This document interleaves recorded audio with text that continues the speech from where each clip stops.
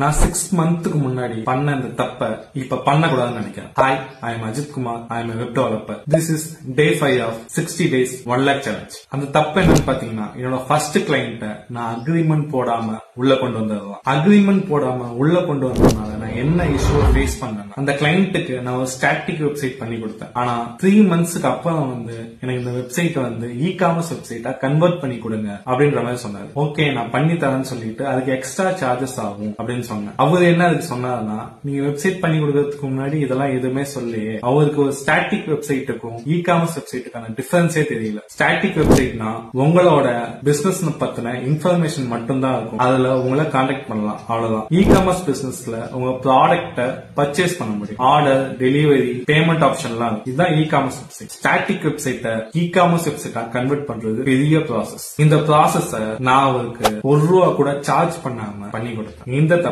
இந்த வாட்டி நான் பண்ண மாட்டேன். இந்த மாதிரி தப்ப யாராவது பண்ணியிருந்தீங்கன்னா எனக்கு கமெண்ட் பண்ணுங்க. யாரும் அக்ரிமெண்ட் போடாம கிளைண்ட்ட உள்ள அக்வயர் பண்ணாது. This is day 5. டே 6க்கான வீடியோக்கு ஃபாலோ பண்ணிக்கோங்க.